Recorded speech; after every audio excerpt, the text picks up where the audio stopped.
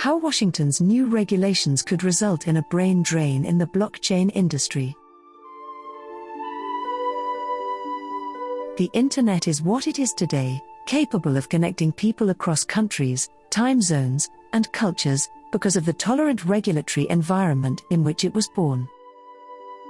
Regulators will be far less receptive to disruptive technologies in 2021, unfortunately. This is detrimental to the future of innovation in the United States and the emerging blockchain industry. Whichever approach Washington takes to cryptocurrency regulation over the next few months could make a multi-trillion-dollar difference over the next few years. To appreciate how much we stand to lose as a result of poor blockchain policy, it's necessary to first appreciate how much we gained in the 1990s as a result of sound Internet policy.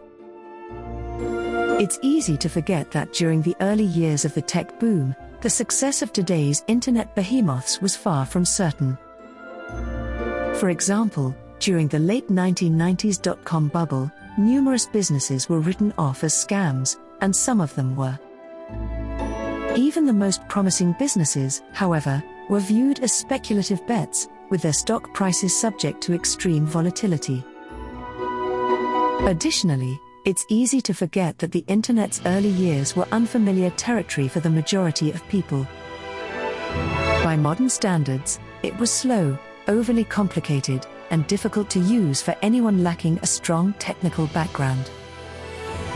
Many dismissed the Internet as a fad, including Nobel laureate economist Paul Krugman, who predicted in 1998, by 2005 or so, it will become clear that the Internet's economic impact will be comparable to that of the fax machine. A swindle, a fad, a bubble, excessively complicated, and excessively volatile. Do any of these statements ring a bell? History often plagiarizes rather than rhymes. And it's impossible to ignore the fact that today's crypto skeptics use the same lingo as yesterday's Internet skeptics. Consider what might have happened if policymakers in the United States had heeded the Internet's critics in the mid to late 1990s. Consider what would have happened if they had stifled e-commerce, digital publishing, and fledgling social media platforms in order to preserve the old way of doing things. Consider what might have happened if they had crafted regulations to stifle the free flow of physical goods, ideas, and information enabled by the Internet. The American people would have been denied trillions of dollars in economic opportunity, and the rewards of the digital age would have gone to countries with more tech-friendly policies. This is the danger we are confronted with in the modern era. We have entered a new era of American innovation.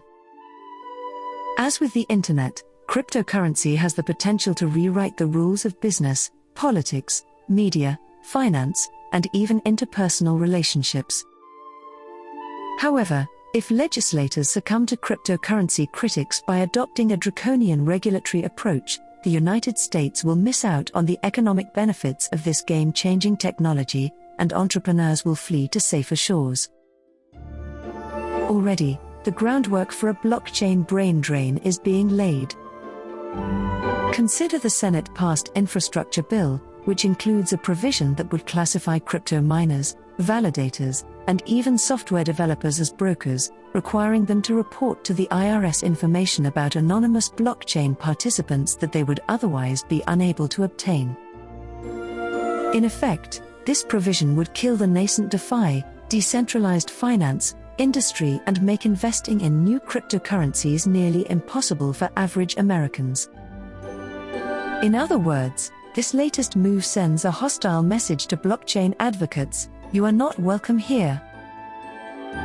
At best, the Senate proposal demonstrates a fundamental misunderstanding of how cryptocurrencies work. At worst, it demonstrates regulatory capture and lawmakers' willingness to cave to special interests. Regrettably, the danger of ineffective regulation does not stop there. Gary Gensler, chairman of the Securities and Exchange Commission, has stated that he believes that many digital assets are not commodities but rather securities and should be regulated as such. Using a similar logic, he has indicated his intention to crack down on the use of stable coins, cryptocurrencies pegged to the value of the US dollar. Americans are using stable coins to earn an annual percentage yield of between 4% and 8% on their savings through a variety of lending programs. However, the SEC wishes to end these lending programs, ostensibly to protect investors.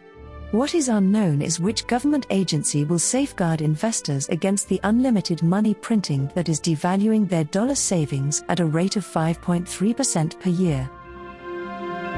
When it comes to cryptocurrency, Washington is off to a bad start. However, reversing course is not impossible. Cryptocurrency regulation is not always undesirable. Indeed, this is a critical step towards widespread adoption. It is critical, however, that policymakers shape regulation in such a way that the risks associated with this new technology are minimized without jeopardizing the benefits. In the 1990s, Congress devised a method for accomplishing this via the Internet. While Section 230 is far from perfect and is in desperate need of reform today, it paved the way for a more accommodating regulatory environment that enabled the growth of numerous online businesses. Section 230 contains the 26 words that created the Internet, along with trillions of dollars in economic wealth, as Jeff Kosseff famously stated.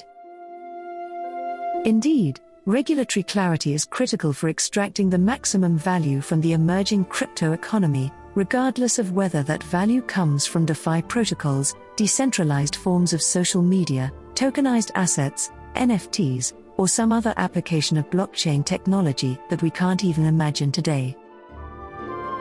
While policymakers seek the optimal regulatory balance, they should keep in mind that the United States did not become the world's technology capital by suffocating innovators with red tape.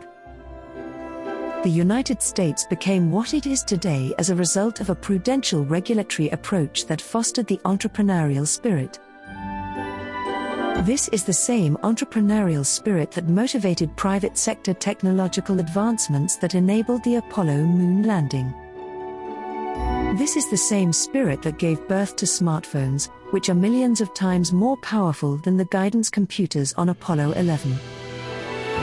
And it is this same spirit that has inspired a group of visionaries to use blockchain technology to push the boundaries of the digital frontier.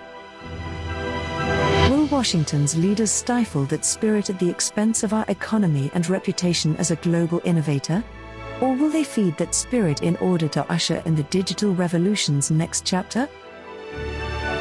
We can only hope for the latter.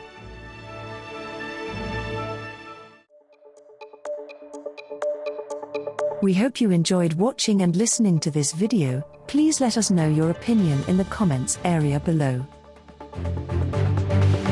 If you found our content useful, please like it and share it with your friends.